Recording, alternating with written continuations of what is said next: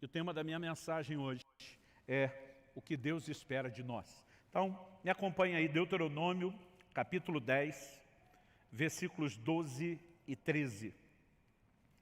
Eu vou ler esse texto inicial na NVI, a Nova Versão Internacional, que diz assim: Agora, ó Israel, que é que o Senhor, o seu Deus, lhe pede, senão que tema o Senhor, seu Deus, que ande em todos os seus caminhos, que o ame e que sirva o Senhor, o seu Deus, de todo o seu coração e de toda a sua alma, e que obedeça aos mandamentos e aos decretos do Senhor, que hoje lhe dou para o seu próprio bem. Eu quero tomar esses dois versículos, se você quiser, tanto pode deixar esse texto aberto como marcado. Em algum momento nós vamos voltar e tentar ler um pouquinho aí o contexto, versículos anteriores, versículos posteriores.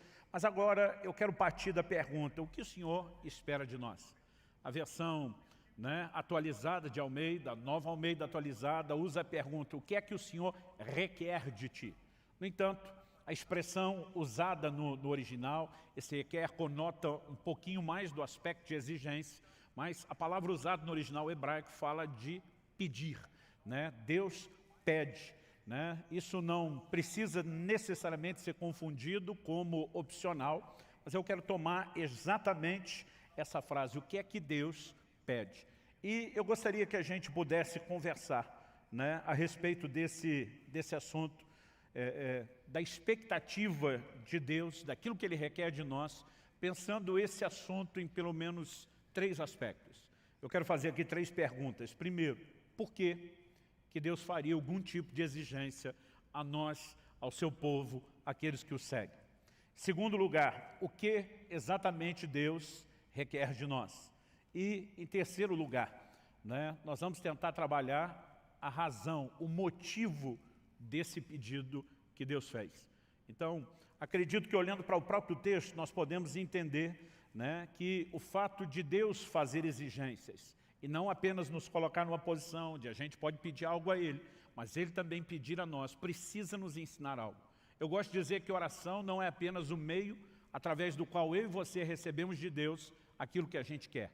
Oração também deveria ser, em contrapartida, o meio através do qual Deus recebe de nós, consegue de nós o que Ele quer. É o que nós aprendemos quando o Senhor Jesus, no jardim do Getsêmani, dobra os seus joelhos para dizer a Deus: seja feita não a minha, mas a sua vontade.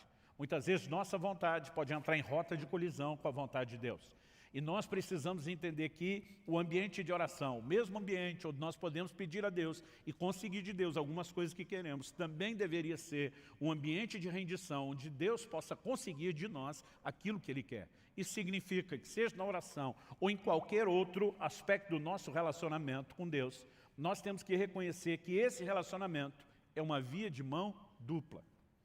Nós precisamos entender que no relacionamento com Deus, nós temos não só direitos, mas nós também temos deveres. Hoje em dia eu vejo uma ênfase de um evangelho que ele promove, simplesmente anuncia o bônus. Não se fala muito a respeito do ônus, qual é o seu compromisso, quais são as suas renúncias, mas é fato que o relacionamento de Deus com o homem, desde o início da criação, quando Deus estabelece o primeiro casal no jardim, antes da queda, antes do pecado, nós vemos um posicionamento claro de um Deus que, por um lado, disponibilizou, ofereceu a eles direitos e disse: vocês podem comer de todas as árvores do jardim, usufruam de tudo isso porque é para o bem de vocês. Mas o Senhor faz uma restrição. Ele diz: mas da árvore do conhecimento do bem e do mal, vocês não podem comer. Então eles tinham direitos, mas eles também tinham deveres. E quando olhamos essa perspectiva, por mais que pareça um tanto quanto óbvia, eu acredito que ela não tem estado tão presente na forma de pensar dos crentes de uma forma geral. Muitas vezes olhamos para Deus como aquele que tem um compromisso de nos abençoar, de fazer aquilo que nós queremos, e afinal de contas é por isso que a maioria acaba se disponibilizando, pelo menos no início, antes de ter tanto entendimento ou maturidade, a andar com Deus, porque vê o lucro de um Deus que vai atendê-lo. No entanto, à medida que crescemos no entendimento da palavra, precisamos entender que há não apenas direitos, mas também deveres. Essa via de mão dupla com direitos e deveres, ela tem por trás de si uma lógica. E acredito que um dos elementos que a gente possa colocar aqui nessa conta é reconhecer que o homem tem o privilégio de viver com Deus é classificado na Bíblia, na sua palavra, como uma aliança. E a aliança envolve compromisso das duas partes, nunca de uma parte só. Depois Deus tirar a nação de Israel do Egito, debaixo do domínio de Faraó, da escravidão na qual viviam, ele faz isso com um projeto muito claro, levá-los a uma terra prometida, e assim que saem e param no Monte Sinai, observe o que é que Deus manda Moisés falar para eles. Êxodo, capítulo 19, do versículo 3 até o 6, diz assim: Moisés subiu para encontrar-se com Deus, e do monte o Senhor o chamou e lhe disse: assim você falará à casa de Jacó e anunciará aos filhos de Israel: vocês viram o que fiz aos egípcios e como levei vocês sobre asas de águia e os trouxe para perto de mim. Agora, pois, se ouvirem atentamente a minha voz e guardarem a minha aliança, vocês serão a minha propriedade peculiar dentre todos os povos. Porque toda a terra é minha, e vocês serão para mim um reino de sacerdotes e uma nação santa. São essas as palavras que você falará aos filhos de Israel. Deus estava dizendo: eu tirei vocês do Egito, eu os trouxe sobre as asas da águia, eu tenho guiado vocês, eu tenho guardado vocês, eu tenho feito grandes coisas em favor de vocês, porque eu tenho um plano. Agora Deus está dizendo: se vocês querem ser a minha propriedade peculiar dentre todos os povos, que é o meu projeto, vocês têm que guardar a minha aliança. Em outras palavras, Deus está dizendo: nessa aliança não existe apenas um compromisso da minha parte com vocês, de intervir, de salvar, de redimir, de guiar, de proteger, mas precisa existir da parte de vocês um compromisso de guardar a minha aliança. Isso significa ouvir atentamente a voz do Senhor, andar em obediência a Ele. Então, nós vamos percebendo esse desenho. E, obviamente, quando a gente fala de uma via de mão dupla, de direitos e deveres, de compromisso das duas partes, embora a gente entenda uma parte desse aspecto do relacionamento que envolve o compromisso das duas partes, eu acredito que a gente pode não só não enxergá-lo de forma completa, como enxergá-lo de uma forma deficiente, incompleta. Nós precisamos entender que nesse relacionamento, Deus tem o direito de pedir e de exigir algo, não só porque além de direitos tem deveres, não só porque além de bônus tem ônus, não só porque a aliança requer o compromisso das duas partes, mas aquilo que deveria ser entendido como óbvio, nessa relação, Deus é o Senhor e nós somos seus servos. Embora haja compromisso das duas partes, não significa que nós estamos na mesma posição, naquele lugar de direitos iguais. Ele é Senhor. E senhorio implica no quê? Basicamente, em obediência, em submissão, em rendição. É por isso que em Lucas, no capítulo 6, no versículo 46, o Senhor Jesus diz: por que é que vocês me chamam Senhor, Senhor, e não fazem aquilo que eu mando? Ele está dizendo: é incoerente me chamar de Senhor. A palavra Senhor, a gente tem repetido isso aqui, era usada por um escravo quando ele se dirigia ao seu amo. A palavra Senhor significa dono, possuidor. Aquele escravo não tinha vontade própria, ele vivia para fazer a vontade do seu Senhor. Agora Jesus está dizendo: como é que vocês me chamam de Senhor, mas em vez de fazer a minha vontade, em vez de fazer o que eu mando, vocês decidem andar na sua própria vontade, fazendo apenas aquilo que vocês querem. Então, quando nós começamos a pensar esse desenho, acredito que isso nos ajuda a entender melhor o que é o relacionamento com Deus. Não estamos atrás de uma única intervenção de Deus ou outra, não estamos apenas atrás do favor do Senhor e do que Ele pode fazer de nós. Nós queremos o relacionamento, o pacote completo. Nós queremos interagir com Ele exatamente da forma como Ele espera de nós. Você pode dizer amém? Então, precisamos entender, pressupõe-se que Ele tem todo o direito de externar esse tipo de expectativa em relação a cada um de nós. A segunda coisa que eu gostaria que a gente pudesse pensar, de acordo com esse texto, é o que exatamente, especificamente, o que Deus requer de nós. Então, nessa pergunta que Deus, através de Moisés, faz à nação de Israel, e agora, ó Israel, o que é que o Senhor, seu Deus, lhe pede? Senão que tema o Senhor. Em primeiro lugar, ele destaca aqui temer a Deus. Você pode repetir isso comigo? Diga: temer a Deus. Mais uma vez, com gosto e vontade. Vamos tentar, planeja, junta a força aí dentro de você, e diz comigo: temer a Deus. Ótimo. A segunda coisa, ele diz assim: que ande em todos os seus caminhos. Segundo lugar, diga comigo: andar em seus caminhos. E depois ele diz, e que ame e sirva o Senhor, seu Deus, de todo o seu coração e de toda a sua alma. Terceiro lugar, diga, amar e servir com intensidade. Então podemos repetir as três, diga, temer a Deus, andar nos seus caminhos, amar e servir com intensidade. Mas pastor, tem 4, porque o texto diz aqui que obedeça aos seus mandamentos. Eu quero te mostrar, depois de falar dessas primeiras 3 coisas, que a 4ª é apenas um resumo, um arremate final. Por quê? Temer a Deus é mandamento a ser guardado. Andar nos seus caminhos é mandamento a ser guardado. Amar e servir o Senhor de todo o coração é mandamento a ser guardado. Então, acredito que quando ele encerra falando sobre guardar os mandamentos, ele não está necessariamente falando de um 4º aspecto, né? Mas ele está arrematando a ideia de que a nossa relação com Deus se resume na obediência que nós devemos a Ele. Mas vamos falar em primeiro lugar do temor a Deus, né? Eu tenho percebido que muitas pessoas têm tratado do assunto do temor a Deus de uma forma muito equivocada. Hoje em dia, muita gente tem falado a respeito da graça de Deus. A graça de Deus não é um assunto novo. Ela é anunciada desde o início da história da igreja, desde o início do Evangelho.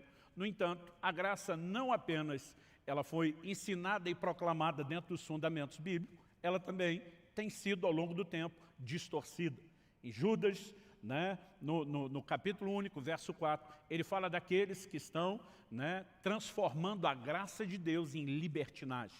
Alguns, não entendendo o favor oferecido de Deus, começaram a tratar da graça como se fosse uma permissão para pecar, e não a capacitação, o empoderamento divino para a obediência. Outros começaram a trazer uma ideia, como se do Velho para o Novo Testamento, Deus mudou. Né? Eles não falam dessa forma, mas a conclusão que nós chegamos é que parece que Deus se converteu. No Velho Testamento Deus era mau, terrível, né? Exercia juízo, mas no Novo ele virou amor. O que é uma grande bobagem, tratar Deus como se ele fosse, né, alguém possível de sofrer mudança. Em Malaquias 3,6 Deus diz, eu, Senhor, não mudo. Tiago capítulo 1, verso 17, a Bíblia diz, nele não há mudança, nem sombra de variação. Logo, não há mudança em Deus. Então nós não podemos olhar como se no Velho Testamento Deus fosse uma coisa e no Novo Testamento ele tivesse se tornado outra. Logo no 2º século da era cristã, né, houve um camarada que trouxe muitas distorções, muitas heresias, chamado Marcião.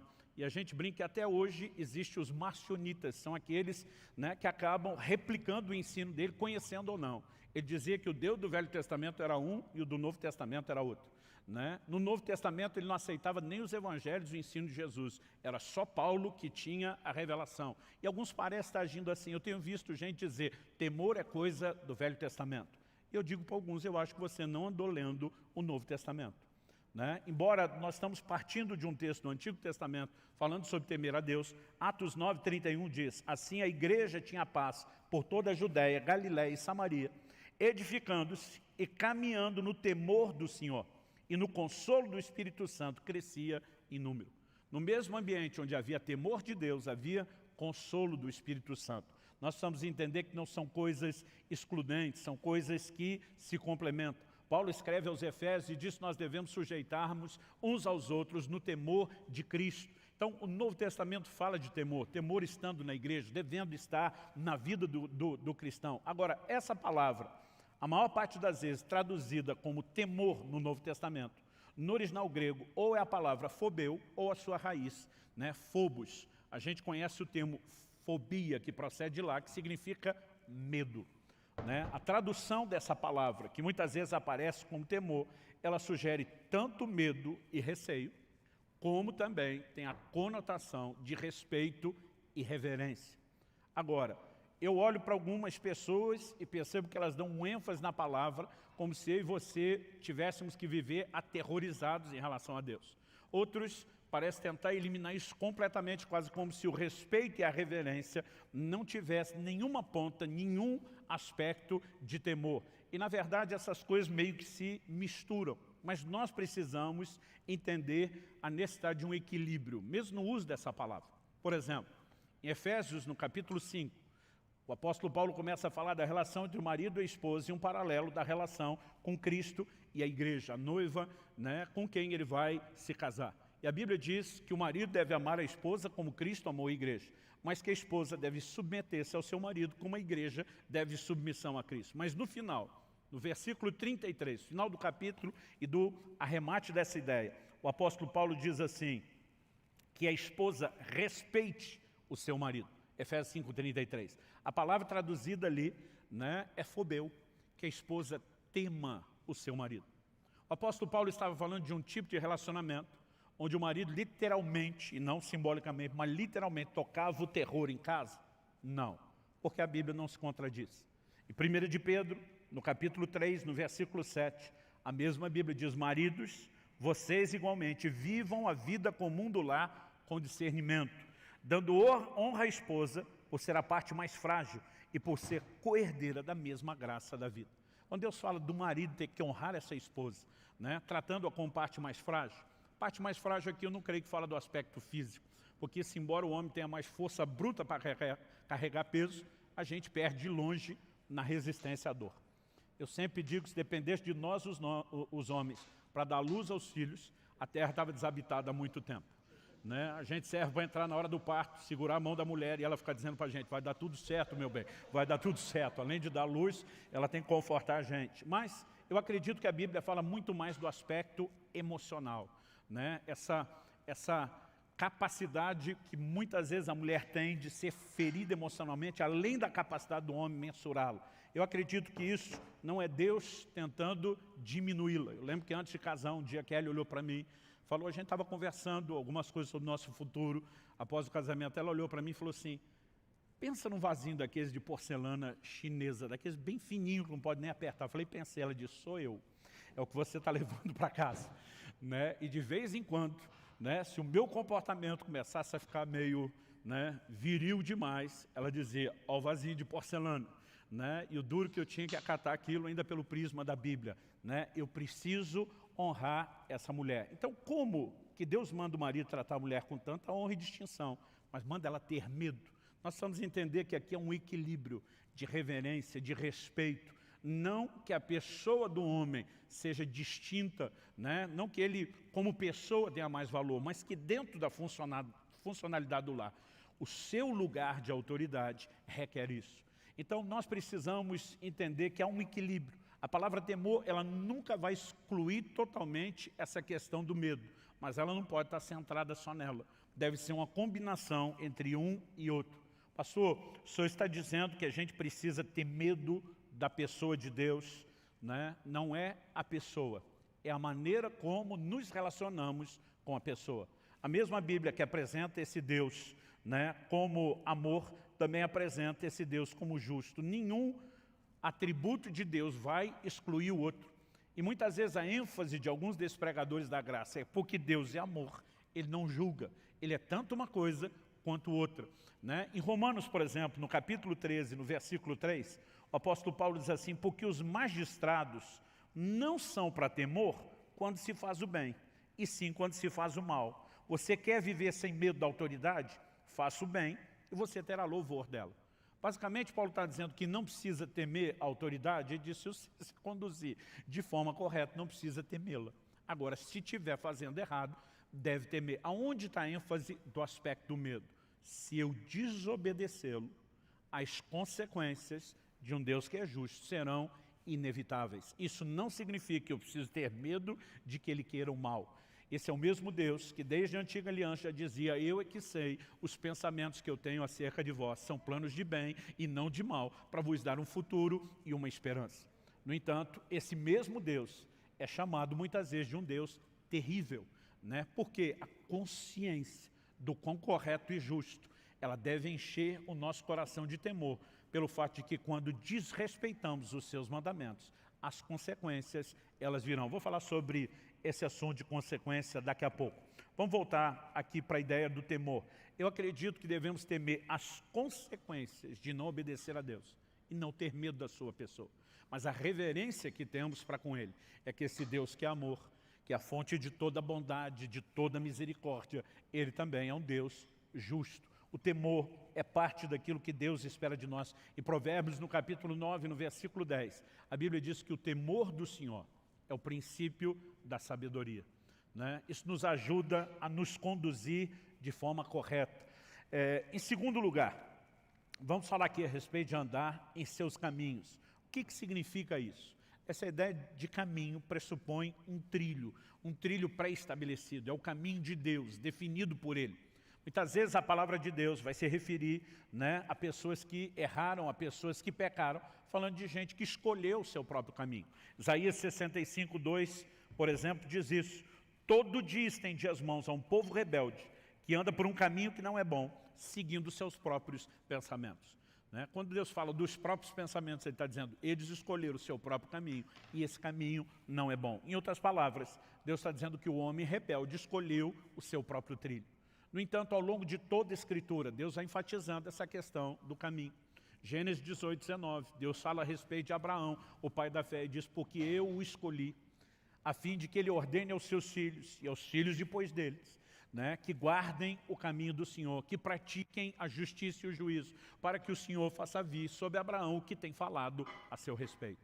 Quando entendemos que Deus estabeleceu um padrão, aliás, a gente precisa entender que desde da Antiga Aliança, o Velho Testamento, aquilo que se manifestaria em Cristo, já recebia esse tipo de adjetivo como uma referência ao caminho, não só a alegoria, mas até o adjetivo.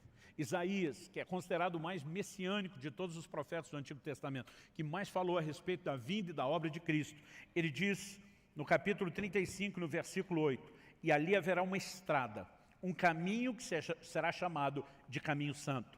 Os impuros não passarão por ele, pois será somente para o povo de Deus. Quem passar por esse caminho, mesmo seja um tolo, outra versão diz um louco, não se perderá.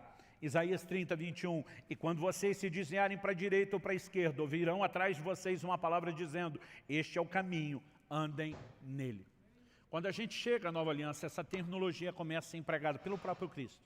João 14, 6, ele diz, eu sou o caminho, a verdade e a vida. Cristo se apresentou como caminho. O que hoje nós chamamos de cristianismo, uma referência à expressão coletiva da nossa fé, no início era chamado de o caminho. Deixa eu só mencionar alguns textos para você.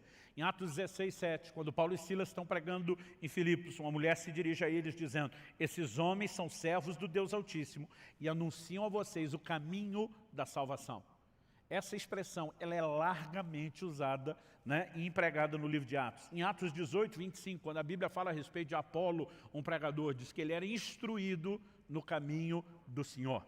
Então, essa expressão ela vai sendo usada várias vezes e também a simbologia que se aplica a ela. Em Efésios 4, 17, o apóstolo Paulo diz, não mais andeis como andam os gentios. O que ele quer dizer com não andar como andam os gentios? Ele não está falando da ginga, do balanço do corpo. Ele está falando do caminho que se escolhe. Porque essa ideia sempre foi entendida e compreendida. Alguém que abraça o Evangelho não deve trilhar mais o seu próprio caminho. Ele deve andar nos caminhos do Senhor. Quem está entendendo, diga amém. Isso de novo nos remete ao entendimento de obediência e de cumprir aquilo que o Senhor predeterminou, estabeleceu para o homem desde o início. Né? Aliás, eu acho muito interessante quando a gente mexe nesse assunto de obediência, entender o quão forte é a expectativa de Deus a respeito desse assunto. E daqui a pouco, quando a gente falar sobre guardar os mandamentos, a gente dá uma arrematada final falando de obediência. Vamos mexer na questão de amor e serviço. Pastor, a gente não poderia desdobrar, assim como o senhor falou do temor como um dos aspectos da obediência, de andar nos caminhos do Senhor como outro. Não dá para desdobrar amor e serviço? Dá. Mas também dá para tratar deles juntos. Né? Até porque a forma como amar e servir de todo o coração e alma é apresentado, me parece que a intenção é comunicar muito mais uma união do amor e serviço do que só tratá-los de forma separada. Outro dia alguém me perguntou, pastor, é possível servir a Deus sem amá-lo? Eu falei, é. Mas falei, é impossível amá-lo sem servi-lo. E a pessoa ficou me olhando e falou, nunca pensei nisso. Falei, bom, vamos pela primeira frase, que é possível servi-lo sem amá-lo. Carta à igreja de Éfeso no Apocalipse. Em Apocalipse 2:2, o Senhor começa falando com essa igreja, né, assim, conheço as tuas obras, o teu labor e a tua perseverança. Eu gosto de brincar que aqui tem uma progressão. Obras fala de gente ativa que trabalhava, mas labor é quando você começa a entrar no nível de intensidade e cansaço. Agora, perseverança é aquele modo que de vez em quando nós estamos botando pilha, nos nossos pastores, nos nossos líderes, que é sangue nos olhos, faca no dente, né? É quando você, com ou sem vontade, com ou sem inspiração, você põe tudo de você naquela disposição de serviço. Eles tinham uma alta performance, mas nos versículos 4 e 5, nós vemos o Senhor falando, tenho, porém, contra ti, que abandonaste o teu primeiro amor. Então, a performance de serviço, de trabalho estava alta, a paixão estava lá embaixo, no chão, no chinelo. O que é que Deus acaba dizendo para esse anjo, para o mensageiro dessa igreja? Ele disse, se você não se arrepender, eu vou tirar o seu candeeiro. O que significa o candeeiro? No capítulo 1 de Apocalipse, João tem uma visão e ele vê 7 estrelas e 7 candeeiros. E o anjo explica, as 7 estrelas são os 7 anjos ou mensageiros das igrejas da Ásia. Os 7 candeeiros são as igrejas. O simbolismo do candeeiro era o da igreja. Agora Deus está falando com o anjo, com o mensageiro. Se você não arrepender, eu tiro o seu candeeiro. Em outras palavras, Deus está dizendo, a igreja que eu confiei aos teus cuidados, eu vou tirar de você e vou pegar de volta. O que é que Deus está dizendo? Se você não vai fazer o trabalho que você está fazendo, movido pelo amor, por paixão para comigo, Deus está dizendo, eu dispenso você do serviço. Em outras palavras, Deus está dizendo, eu não quero o serviço pelo serviço. Ou o seu serviço é uma expressão do seu amor para comigo, ou eu dispenso o seu serviço. Por outro lado, em João 21, dos versículos 15 a 17, onde Jesus pergunta por 3 vezes ao apóstolo Pedro, tu me amas? Em cada uma delas, Pedro sinaliza, responde positivamente, tu sabes que eu te amo. O que é que o Senhor diz para ele? Apacenta as minhas ovelhas. Em outras palavras, está dizendo, se você me ama, vamos manter isso não só na declaração, no nível verbal, mas vamos demonstrar isso, Pedro, com trabalho, vamos demonstrar isso com serviço. Então, me parece que o critério de entrada para quem vai servir no ministério, trabalhar para Jesus, é que tem que amar. E a exigência para a saída é se faltar amor. Portanto, nós não podemos, mero e simplesmente, olhar para isso e dizer os assuntos estão desconectados. Mas, embora seja possível servir sem amar, é impossível amar sem servir. O serviço deveria ser uma expressão do nosso amor. Quem está entendendo, diga amém. Mas, pastor, eu não tenho a obrigação de trabalhar? Tem. Mas não deveria trabalhar só com senso de obrigação. Deveria fazer isso com senso de prazer. Então vamos falar da obrigação sendo cumprida com senso de prazer? Há poucos meses atrás, Kelly e eu completamos 25 anos de casado. E tem uma ordem divina que rege o meu casamento, né? A minha responsabilidade, o meu papel como marido. A Bíblia diz, maridos, amai as vossas mulheres. É um imperativo, é uma ordem. Deus não está dando uma sugestão, não é um hashtag fica a dica. Deus não está dizendo, ó, se um dia desse você estiver de bom humor, se a coisa estiver fácil, se tua mulher não estiver dando trabalho, se você puder amá-la, beleza, fico te devendo uma. É uma ordem. E se é uma ordem, nós precisamos entendê-la como tal. O que significa a disposição de amar não é mero sentimento espontâneo, é uma decisão. Então, eu sou obrigado a amar minha mulher. Eu não tenho opção. E não olhe para mim, vocês os maridos, como se fosse só eu obrigado, que vocês também são. Vocês solteiros que estão orando para casar, estão orando para entrar dentro da mesma obrigação. Agora é uma obrigação, nenhum de nós vai discutir isso, certo? Agora eu fico pensando, se cada manhã que eu acordo do lado da minha esposa, desses 25 anos, eu dissesse para ela, eu amo você, e quando aquele abrisse um sorriso de satisfação, atropelasse ela dizendo, fazer o quê, né? Deus mandou. Não tem opção mesmo. Não tem outra alternativa, só me resta amá-lo, então estamos aqui para cumprir a obrigação. Eu fico imaginando se a gente ainda estaria casado, e se tivesse, qual seria a qualidade do matrimônio? Mas pastor, não é essa obrigação? É. E ela não sabe? Sabe. Então qual o problema de falar da obrigação? O problema é que ela não espere que eu ame apenas com senso de obrigação. Se eu apenas cumprir o senso de obrigação, eu estou dizendo que o Deus que mandou é importante, mas eu estou dizendo para ela, mesmo que não verbalmente, que ela não é importante. Agora, quando eu olho para ela e digo, eu sou obrigado a te amar, mas você me inspira a fazer isso, você nunca fez com que isso fosse um fardo ou um peso, você torna a minha obrigação leve, eu posso cumpri-la com alegria, eu estou dizendo que não apenas o Deus que me mandou e obedeça é importante, mas que ela tem importância e valor para mim. Agora, vamos colocar isso diante de Deus. A gente diz, Senhor, eu vou servir o Senhor só para não me dar mal na eternidade, para não desobedecer e para não ficar sem galardão. Deus espera de mim e de você muito mais do que o senso de obrigação. É lógico que o temor precisa estar lá. O apóstolo Paulo dizia, ai de mim se não pregar o Evangelho. Estou em rota de colisão com a vontade de Deus, em plena desobediência. Ele diz, eu tenho temor a ponto de dizer, ai de mim. Mas Paulo fazia isso só pela obrigação? Ele dizia, não. Para que eu não cumpra só com a obrigação. Ele dizia, eu vou além, eu me desdobro, eu me sacrifico mais do que Deus pediu, de olho no galardão e na recompensa, e na mensagem que eu vou declarar a Deus. Quem consegue entender a diferença? Nós precisamos ser um povo, né, que entenda a importância de servir ao Senhor, mas que faça isso não só por causa de cobrança, não só por causa de pressão, e nem só por causa de anseios pessoais. Porque muitas vezes nós queremos fazer coisas que Deus não pediu, e não queremos fazer coisas que Ele pediu. Então, muitas vezes, né, para que a gente se conecte ao lugar correto de serviço, nós vamos ter que dizer, por amor ao Senhor, eu vou abrir mão daquilo que eu queria e vou fazer aquilo que o Senhor quer.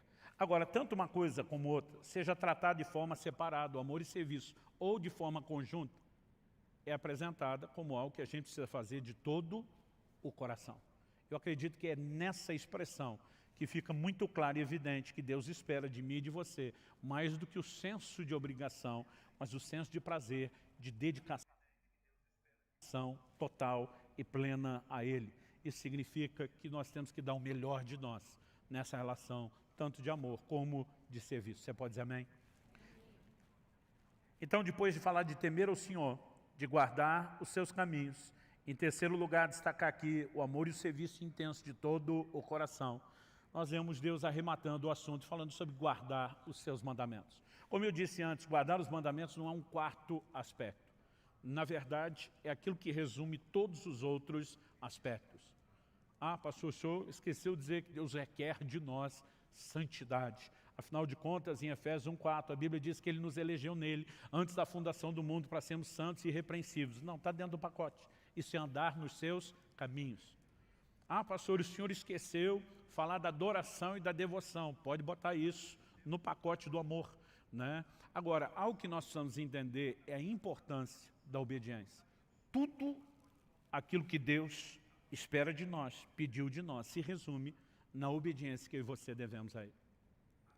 O profeta Jeremias confronta a nação de Israel e começa a dizer, citando aquele texto de Êxodo 19, que eu já li um pouco, quando o Senhor fala sobre Israel sendo a sua propriedade peculiar, né, dentre os povos, mas para isso, tendo que guardar a sua aliança e ouvir atentamente os seus mandamentos. Jeremias começa a perguntar, o que é que Deus requeriu de vocês lá no início? E ele diz, Deus nunca pediu de vocês sacrifício. O modelo de adoração do Velho Testamento era baseado no sacrifício. E diz, o que Deus pediu de vocês foi obediência aos seus mandamentos. Isso me leva a entender que mais do que a própria adoração, Deus espera de nós obediência. Aliás, o pecado é retratado na Bíblia, em 1 João 3,4, como a quebra da lei, a desobediência. Então, o contraponto do pecado na relação com Deus, na vida de santidade, se resume na obediência. Às vezes, nessas proclamações distorcidas da graça, eu vejo gente tentando dizer que não há necessidade de obediência na nova aliança, o que é uma grande bobagem. E a maioria deles se baseia num texto muito mal aplicado, que é Romanos 10,4, quando a Bíblia diz o fim da lei é Cristo. Todo dia falou, está aqui, não tem mais lei, acabou toda a lei. Falei, você tem certeza que ele está falando de toda a lei? Porque daqui a pouco, ali na frente, no capítulo 13, ele vai mandar a gente obedecer às autoridades e às leis naturais. Então, não pode ser que ele está dizendo que acabou todo tipo de lei. Hebreus, capítulo 7, versículo 12, diz que onde há mudança de sacerdócio, e a grande mudança da velha para a nova aliança, é que a velha era baseada no sacerdócio levítico, e a nova é baseada no sacerdócio de Cristo, que o autor de Hebreus diz ser segundo a ordem de Melquisedeque. A Bíblia diz onde há mudança de sacerdócio, é mudança de lei. A Bíblia não diz que é extinção, desaparecimento de lei, que a lei cessou. Quando a Bíblia diz o fim da lei é Cristo, está falando de uma lei específica que regia a velha aliança, que constituía de muitos mandamentos e ordenanças, né, que na verdade, na nova aliança, são tratados de uma forma completamente distinta. Em Colossenses 2, 16 e 17, em Hebreus 10, 1, a Bíblia enfatiza que a lei ela não tem a imagem exata das coisas, mas a sombra de bens vindouros. Eles tinham muitas ordenanças, como, por exemplo, sacrifício de animais, que eu e você não temos que fazer, essas coisas cessaram. Aliás, na verdade, Jesus ainda diz assim, eu não vim extinguir a lei, eu não vim suprimir a lei. Ele diz, eu vim cumprir. Porque a lei, além de ter um caráter temporário, tinha um caráter profético, ela apontava para Cristo. Jesus diz para os judeus nos seus dias, examinais as Escrituras, e são elas que testificam de mim, tudo converge na pessoa de Jesus, e muita dessa simbologia se cumpre no sacrifício de Cristo. Agora, isso não significa que não haja mandamentos.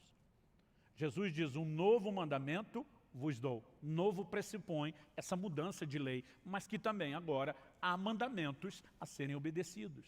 Aliás, em Mateus, no capítulo 28, no que nós chamamos de a grande comissão, nos versículos 19 e 20, a Bíblia diz assim, portanto vão e façam discípulos de todas as nações, batizando-os em nome do Pai, do Filho e do Espírito Santo, ensinando-os a guardar todas as coisas que tenho ordenado a vocês. E eis que estou com vocês todos os dias até o fim dos tempos. Ou como diz uma versão mais clássica, até a consumação dos séculos. O Senhor Jesus estava dizendo o quê? Vocês vão fazer discípulos das nações. Significa os não-judeus, os gentios. E é importante observar isso. Porque eu vejo muita gente hoje em dia, em nome de um discurso da graça, dizendo, né, que Jesus, né, veio para ensinar os judeus, como se aquilo que ele ensinou não se aplicasse a nós, como se a revelação da nova aliança partisse apenas das epístolas dadas por meio dos apóstolos. O livro de Hebreus nos fala que a salvação foi inicialmente anunciada por Nosso Senhor e continuada pelos apóstolos. Quem começou a proclamar o Evangelho foi o próprio Cristo, e eles deram continuidade. Trouxeram mais informações, claro. Jesus não tinha ainda nem morrido, o que dizer ressuscitado. Ele diz, eu tenho muito que vos dizer, mas vocês não têm estrutura para suportar. A revelação seria progressiva, mas o Evangelho não mudou. E quando Jesus diz, vão e anunciem aos gentios, ele está dizendo, não limitem aquilo que eu ensinei somente aos judeus que me ouviram. Jesus nunca veio tentar deixar o judeu da velha aliança, né, um judeu melhor, fazendo com que ele apenas cumprisse a lei. O tempo todo ele dizia, ouviste o que foi dito aos antigos, que era a lei de Moisés. Ele dizia, eu porém vos digo, mostrando que ele trouxe mandamentos. O Novo Testamento fala da lei de Cristo, fala dos seus mandamentos, e nós devemos a ele obediência. A obediência já foi requerida no Éden, antes de ter lei de Moisés. A obediência foi requerida durante a lei de Moisés. A obediência continua sendo requerida na nova aliança. A obediência é o cerne do nosso relacionamento com Deus. Quem está entendendo, diga amém. Então, temer a Deus envolve a decisão de ser consequente, não brincando com os seus mandamentos e nem com as consequências ruins de não obedecê-los. Por exemplo, o Novo Testamento nos adverte, em Hebreus 12, 16, dizendo, cuidem para que não haja nenhum impuro ou profano como foi Esaú, o qual por um prato de comida vendeu o seu direito de primogenitura. Quando a Bíblia está dizendo, cuide para que não haja nenhum no meio de vocês como Esaú, está dizendo que esse comportamento pode ser repetido. Pode ser repetido nos nossos dias, pode ser repetido por um de nós. E que tipo de comportamento foi esse? O de um inconsequente. Alguém que por um prazer momentâneo não considera o valor e a continuidade, a permanência daquilo que Deus oferece. Agora, está falando de alguém, né, que não consegue avaliar os valores do que é espiritual, o que é natural, né, e nem as consequências de tomar esse tipo de decisão. Temor a Deus, eu creio que ele envolve a decisão de ser consequente. É não apenas fugir da punição, é fugir de ferir o coração de Deus. Quando a mulher de Potifar está dando em cima de José, José não diz para ela, olha, infelizmente a senhora não faz meu tipo. Né? Ele olha para ela e diz, como cometeria eu tamanha maldade contra Deus? José estava admitindo, a coisa pode ser interessante aqui, no nível de um desejo carnal, mas seria uma violência ao coração do meu Senhor, aos seus valores, aos seus mandamentos. E José olha para ela e diz, estou fora, e despacha a dona. Então nós precisamos entender que o temor a Deus nos leva a viver nesse lugar de consequência. Andar aos caminhos aponta para essa sujeição a quem sabe o que é melhor para nós. Nós precisamos olhar para Deus dessa forma. Eu lembro quando eu era criança e meus pais estabeleciam determinadas, né, proibições, a sensação que eu tinha era de o quanto eles eram injustos e queriam cortar o meu barato. Mas quando você amadurece Se cumpre aquela profecia paterna, um dia você vai me entender. Você enxerga as coisas sob outra perspectiva. Você acha que alguma vez, quando meus filhos eram crianças, eu deixava eles brincar com faca, com vidro, com qualquer coisa que pudesse machucar? Claro que não. Agora, você acha que no momento eles me entendiam e eu nem esperava que entendessem. Mas eu sabia que um dia eles compreenderiam que toda restrição que foi estabelecida por amor. O relacionamento com Deus precisa ser baseado na fé de um Deus que está acima de qualquer suspeita. Por favor, diga amém. Nós costumamos dizer que o primeiro pecado lá no Éden foi a desobediência. Mas vou concordar com as palavras do meu amigo pastor Marcelo Jamal, que diz que o primeiro pecado foi a incredulidade. Porque o que levou o homem a desobedecer a Deus foi colocar em xeque o que Deus falou. A serpente, a chamada em Apocalipse antiga serpente como sendo o diabo e Satanás, traz um questionamento ao coração de Eva dizendo o seguinte: não, é que Deus sabe que no dia que você comer da árvore do conhecimento do bem e do mal, vocês vão ser como ele. O que Satanás estava insinuando? Deus não quer o melhor para você. Deus está limitando você. Deus está roubando de você não apenas prazeres, como privilégios, benefícios. E colocar em xeque a intenção de Deus é que leva o homem à decisão de então não respeitar aquilo que ele estabeleceu. O Novo Testamento nos mostra uma preocupação de Paulo dizendo: eu temo que vocês possam se comportar da mesma forma como Eva diante da serpente, colocando em xeque aquilo que Deus falou. Agora, quando nós entendemos que Deus de fato quer o nosso melhor, nós conseguimos andar nos seus caminhos, não só com senso de obrigação, mas com a confiança e o descanso de que aquele que determinou para nós limites sabe exatamente por que fez isso. E com certeza, no final das contas, e esse é o último ponto que nós vamos explorar aqui, ele está interessado no nosso melhor. E por último, quando falamos sobre amar e servir a Deus, lembrar que isso são obrigações a serem cumpridas com senso de prazer. Mas eu quero terminar aqui com uma última pergunta. Qual a razão desse pedido que Deus nos fez? Quando ele diz à nação de Israel: o que é que o Senhor pede de vocês? Ele diz que temam o Senhor, que andem nos seus caminhos, que o amem e o sirvam de todo o coração, guardem os seus mandamentos. Ele termina no final do verso 13 dizendo: para o seu próprio bem. Em outras palavras, ele sinaliza: isso não é algo que vai beneficiar a Deus. Deus não vai ficar melhor na fita se o povo dele estiver mais bem comportado. Deus não tem necessidade de absolutamente nada que eu e você possamos fazer ou oferecer a ele. Aliás, em Atos 17, a pregação de Paulo lá no Areópago, em Atenas, ele faz a seguinte afirmação, versículos 24 e 25 de Atos 17.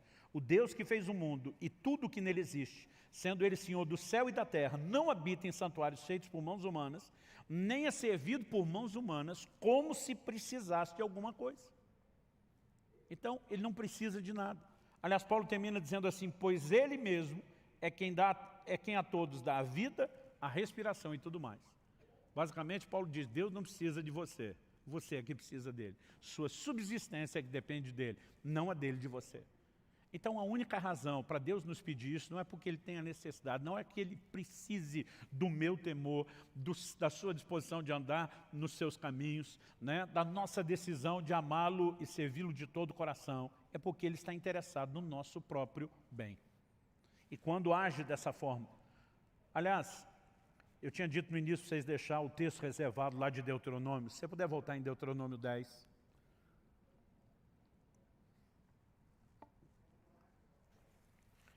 Eu gostaria que a gente pudesse avaliar o versículo 11. A gente leu o 12 e o 13. Vamos ler o versículo 11, que é o versículo anterior ao nosso texto base. Nesse versículo nós lemos assim: porém o Senhor me disse, Moisés falando, levante-se e ponha-se a caminho diante do povo, para que entrem e tomem posse da terra que, sob juramento, prometi dar aos pais deles. Deus tinha tirado a nação de Israel do Egito com qual propósito? Não era que eles ficassem perambulando no deserto. Deus queria levá-los a um lugar de abundância, a uma terra que manava leite e mel. E acredito que isso também aponta de forma figurada para aquilo que Deus deseja para mim e para você. Deus também não nos tirou do mundo e do pecado para que a gente ficasse perambulando num deserto de aridez espiritual. Jesus diz, eu vim para que vocês tenham vida e vida com abundância. Efésios 1:3 diz, bendito seja o Deus e Pai de nosso Senhor e Salvador Jesus Cristo, o qual já nos abençoou com toda sorte de bênção nas regiões celestiais em Cristo Jesus. Deus tem um projeto de plenitude para mim e para você. Eu sinceramente esperava um amém, vou dar uma segunda chance para você. Deus tem um projeto de plenitude espiritual para mim e para você. Amém? Então assim, antes de tocar no que Deus requeria de Israel, ele já estava falando do lugar onde queria introduzi-los. Em outras palavras, Deus está dizendo, eu estou interessado no bem de vocês. Agora, o tempo todo ele advertia, mas se ao entrarem nessa terra, vocês não me obedecerem, em vez de ter a bênção, vocês vão sofrer as consequências da desobediência, que é a maldição, o juízo. Aí ele fala nos versículos 12 e 13, do que ele requer de nós. Mas vamos ver os versículos seguintes, agora do 14 ao 16. Depois de falar que queria introduzi-los na terra, do que ele requeria deles, temor ao Senhor, andar nos seus caminhos, amá-lo, servi-lo de todo o coração, que se resume na obediência. Ele diz assim, 14 ao 16, eis que os céus e os céus dos céus são do Senhor, o Deus de vocês. A ele pertence a terra e tudo o que nela há. Mas o Senhor se afeiçoou. Observe essa frase, se afeiçoou. Algumas traduções dizem amou. O Senhor se afeiçoou tão somente aos pais de vocês para os amar. E a vocês, descendentes dele, ele escolheu do meio de todos os povos, como hoje se vê. A conclusão no verso 16, portanto, circuncidem o coração de vocês e deixem de ser teimosos ou rebeldes. O tempo todo a sinalização é Deus ama vocês, Deus escolheu vocês, Deus tem um plano extraordinário para vocês.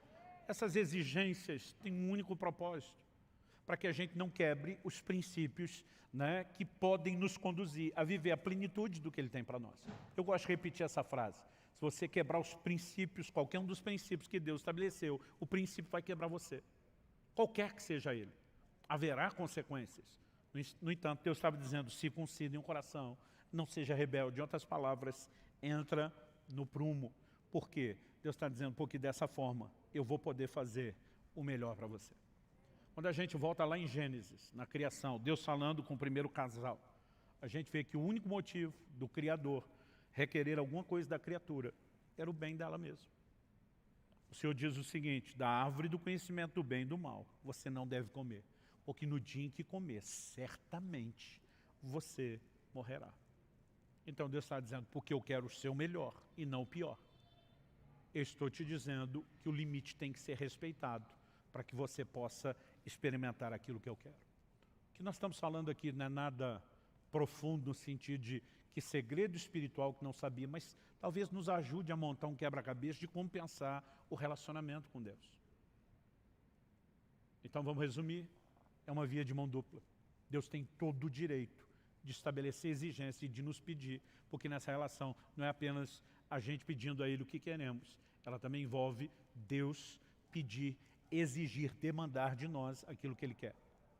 Nós precisamos entender exatamente quais são esses aspectos de obediência, mas a obediência como centro. Nós precisamos entender que o grande beneficiado da nossa obediência não é Deus. É lógico que Ele também vai poder colher esse relacionamento com gente que está próxima e não distante. Mas o grande beneficiado seremos nós mesmos. E quando a gente consegue simplificar isso tudo, é muito mais fácil oferecer resistência aos ataques do inimigo. Porque assim como bombardeou Eva, Satanás vai fazer com cada um de nós. Muitas vezes nós somos questionados, será que vale a pena? Estou sendo fiel a Deus, não estou vendo resultado. O tempo todo nós vamos receber essas setas de dúvidas, né, que o inimigo lança tentando colocar em xeque o caráter de Deus. Não foi o que aconteceu com a mulher de Jó? Ela quando vê as coisas irem de mal a pior, ela vira para o seu marido e diz, amaldiçoe seu Deus e morre. Ela está dizendo, se Deus não vai dar tudo que eu não quero saber dele. Jó olha para ela e diz, você fala como uma louca. Nós recebemos de Deus o bem, não vamos receber o mal. Apesar da Bíblia ser clara em dizer que o mal não procedia necessariamente do Senhor, Jó está olhando e dizendo, ele está no controle de todas as coisas. Ele não estava aceitando o mal como destino final, porque ele diz, eu sei que o meu Redentor vive e ele há de se levantar sobre a terra. Mas ele está dizendo, independente dessa circunstância mudar ou não, e não é só porque um dia vai mudar, ele está dizendo, eu não estou servindo a Deus apenas porque Ele dá aquilo que eu quero. Quando nós começamos a entender que Deus está acima de qualquer suspeita e mantemos esse nível de fé, o nosso coração acaba sendo guardado. O que Satanás trabalhou com Eva não foi um completo descrédito à palavra de Deus.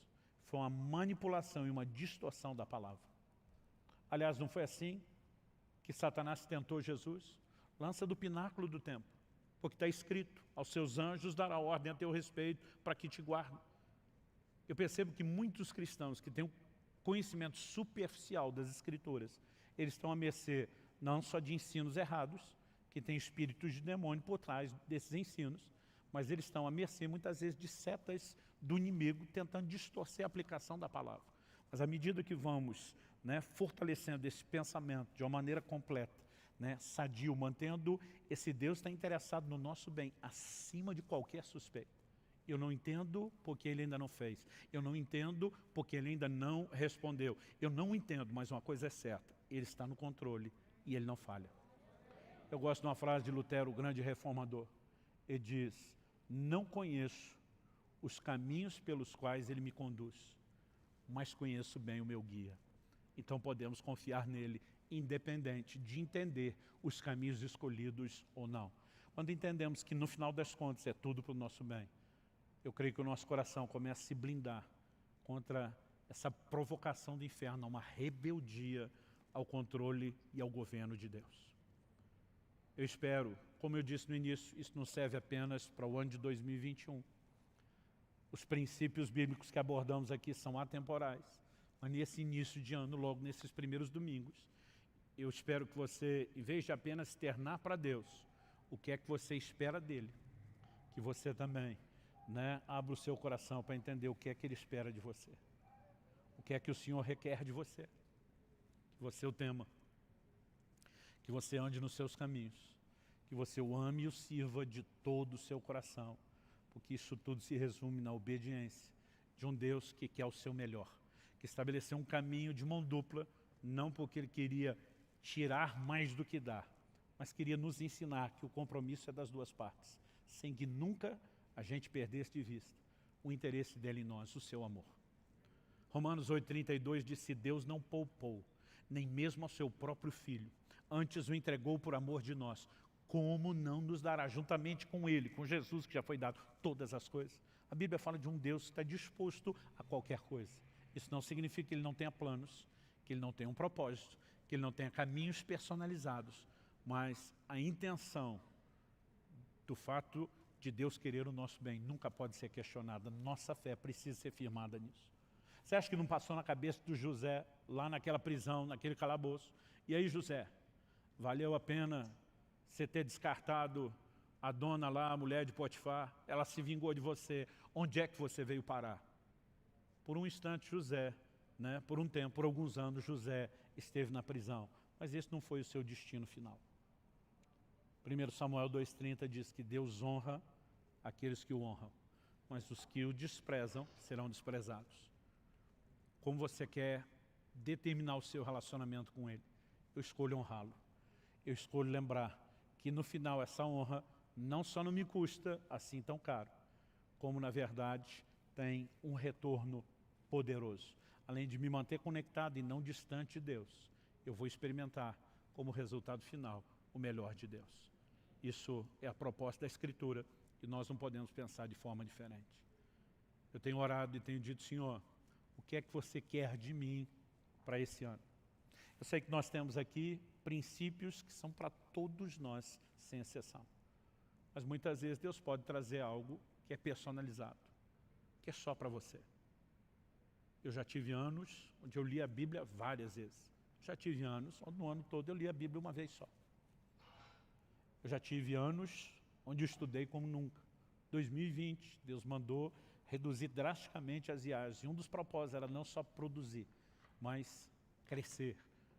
E nós precisamos né? Não apenas dizer para Deus quais são os nossos alvos. Nós precisamos orar, buscar de Deus o Espírito Santo. Eu quero entender, mesmo que isso não vier de forma imediata, mesmo que não vier com toda clareza, mesmo que eu não ouvi uma voz do alto, eu quero entender aquilo que o Senhor quer de mim. Sem contar essa disposição. Você consegue imaginar se cada um de nós, não apenas os que compõem a comunidade Alcance aqui de Curitiba, se cada um de nós no corpo de Cristo decidisse atender o que Deus espera de nós e dessemos a Ele, né, o temor do nosso coração, a disposição de andar nos seus caminhos, a decisão de amá-lo e servi-lo de todo o coração, dizendo obediência ao trilho, porque entendemos, né, que não é uma via de mão única, mas também ao mesmo tempo cheios de expectativa, de fé, num Deus que é o nosso melhor. Você consegue imaginar o que a igreja brasileira não faria nessa nação? Então a pergunta é, por que não temos feito?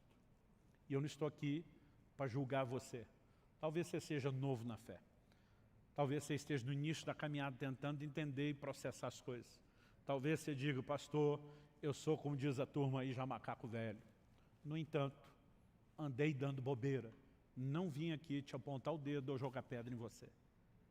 Eu creio que o próprio amor desse Deus, que quer o seu melhor, te dá a oportunidade de conserto, te dá a oportunidade de arrependimento, de ajuste. E eu gostaria que nós terminássemos com um momento de oração. Aí onde você está, sentado, né? Sentado mesmo. Eu quero que você coloque diante de Deus a sua vida. Eu quero que você comece a falar com o Senhor. Eu quero que você, de fato, se pergunte. Você tem entregado a Deus o que Ele pede, o que Ele requer de você?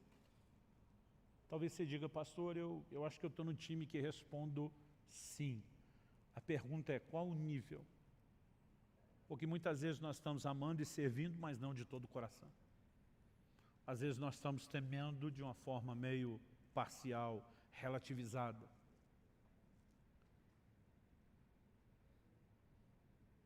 Independente de onde você esteja, eu tenho certeza que as coisas podem se tornar ainda melhores do que já estão. Se está ruim, pode melhorar. Se está bom, pode ficar melhor ainda.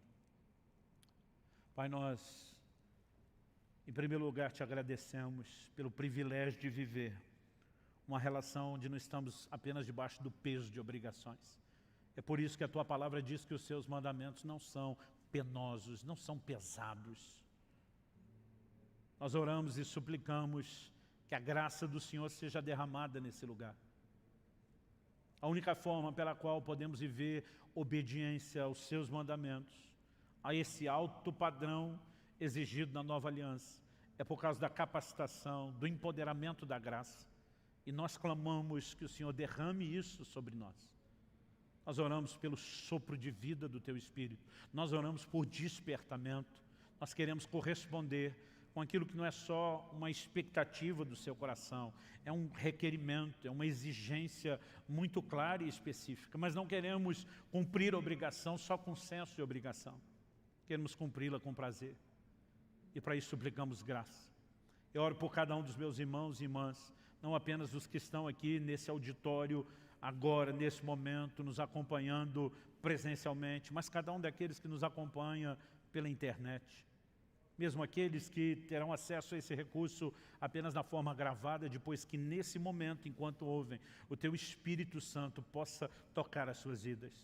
Nós oramos pela inspiração do céu, nós oramos pelo fortalecimento do alto, nós oramos por restauração sobrenatural se manifestando na vida de cada um deles. Nós oramos, ó Deus, por um verdadeiro exército de homens e mulheres de Deus se levantando na disposição de entregar aquilo que o Senhor pede. Colocamos diante do Senhor não apenas o curso desse ano, mas o curso das nossas vidas, desejosos de viver o Teu melhor.